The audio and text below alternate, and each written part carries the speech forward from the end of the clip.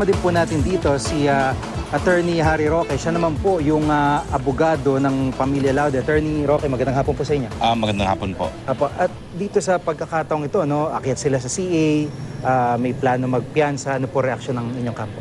Well, pagdating po dun sa pag-apila, karapatan po niya talaga yan. No? At dun sa pagpiyansa, karapatan din po niya yan. Bagamat ngayon pa lang, isasabihin ko na walang tsansa na makakalaya itong si Pemberton. Unang-una ang posisyon namin, yung issue of bail, hindi yan nakasaad sa Visiting Forces Agreement. At sabihin na natin na meron siyang karapatan ng bail, huwag niyo pong kalimutan na nadeklara na namin siya na undesirable alien, no? Sa Commission on Immigration and Deportation and subject siya to deportation. No? Siyempre, hindi siya i-deport hanggang hindi niya nasuserve yung sentence niya na 6 to 12 years. No? Pero meanwhile, hindi pa siya madideport, ikukulong siya dapat doon sa kulungan ng CID. So sa amin, dalawang pagpipilian niya. Bilibid prison, gaya ng sinabi ng hukuman, o yung CIB detention facility sa Taguig, kung saan magiging kapitselda niya mga ampatuhan. Nabanggit po ni Attorney Flores na bago pa man lumabas yung decision under the VFA, kasunduan na government to government na dito dapat siya ikulong. Pero nagdesisyon yung judge na dapat New Bilibid prisons. Ano pong masasabi niyo? Ako kasi yung abogado ni dating Senate President Vito Salonga, no, na sa kaso sa Supreme Court na nagdeklara na wala ngang legal na basihan yung Romulo Kearney Agreement. No? At nung kami nag-file ng motion for execution, ang sabi ng gobyerno, meron na nga raw na-execute na, no, dahil nagkaroon na ng kasunduan kung saan ididete na. Pero tama si Judge Hines, no? Ang nakasaad dun sa agreement na yon ay Camp Aguinaldo or such other similar facilities. So walang kasiguruhan kung saan talaga, no, madedete na, no? Dahil po pwedeng dito, po pwedeng similar other facilities. At pangalawa, hindi malinaw kung sino magkakaroon ng kustudiya. Malinaw dun sa kaso ng Salonga versus Executive Secretary na after conviction, siya dapat ay nasa jurisdiction na ng Pilipinas. Wala na dapat na nagbabantay ng mga Amerikano at pati yung kanyang detention ay dapat jurisdiction ng Pilipinas. Opo, at I'm sure iba na naman yung magiging reaction ni Ginang Julita sa pagkakarinig na kung magkaroon ng chance magpiyansa, pwede makauwi pa ito ng Amerika. So, ano po ang pananaw? Ay, hindi po. Kami po, nung nagsampa kami ng petition sa CID para maging undesirable alien siya, in-expect na po namin na baka siya makonvict na homicide lamang. Kaya wala pong tsansa na siya makakalaya.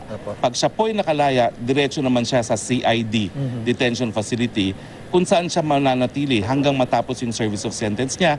Dahil lahat po ng undesirable aliens na subject to deportation, wala pong kalayaan na magkaroon ng kalayaan. Nakakulong po sila, subject to deportation, at according to the case of Harvey versus Defensor Santiago, hindi po ito sakop ng Bill of Rights.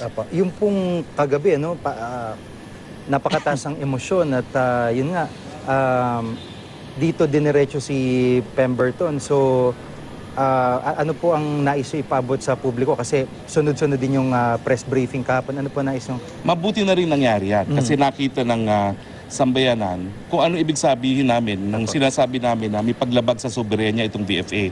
Malinaw yung order ng hukuman.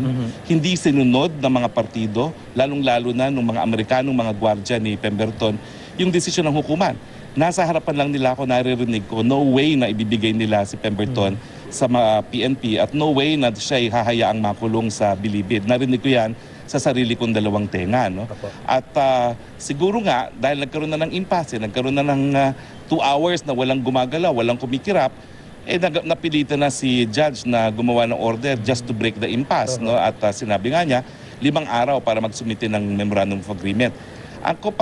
Pero kapag ang sinumitin nila, yung Memorandum of Agreement na alam na ni judge na talagang wala namang definite place of location, Camp Aguinaldo or any such other similar facility, ang sabi niya, kailangan talagang idiretso na siya sa Bilibid, no? Sa Muntinlupa. No? At naniniwala ako na matapos ng 5 araw, ganun din ang babagsakan niyan, kinakailangan dalhin siya sa National Bilibid Prison. At nakikiusap ako ngayon sa ating mga opisyales sa gobyerno, no? Huwag niyo naman baliwalayin ating soberenya. Hindi naman po pwede na palibasan, hindi pumapayag yung mga Amerikanong gwardya niya, hindi na siya makukulong sa Bilibid. Itaguyod natin at bigyan ng implementasyon yung order ng ating hukuman. Opo, yung ginawa ng DOJ na parang namagitan, ano po ang... Alam mo yung ginawa po ng DOJ, yan po ay isang paglabag dun sa independyensya ng pagiging independyenteng sangay ng gobyerno ng ating hudikatura. Hindi po dapat siya naghihimasok dyan. No? Nagkaroon ng desisyon ng korte. Ang dapat niyang gawin, sundin ang desisyon na yan. In fact, yung ginawa nila, hindi lang contemptuous, hindi lang contempt of court, yan po isang krimen din. No? Yan yung refusal to comply with lawful orders. No? Kaya pinag-aaralan po namin ng options, pero siyempre, kinakailangan mo nang lumipas yung 5 araw. No?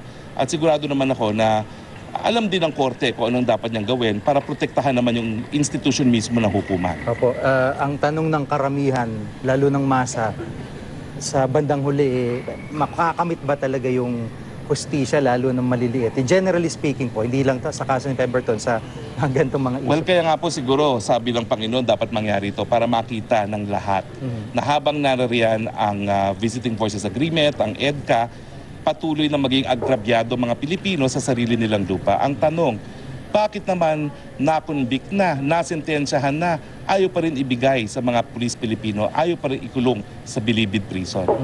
Maraming salamat po sa Maraming pagkakataon salamat si po. Attorney Harry Roque. Siya po ang abogado ng pamilya Laude.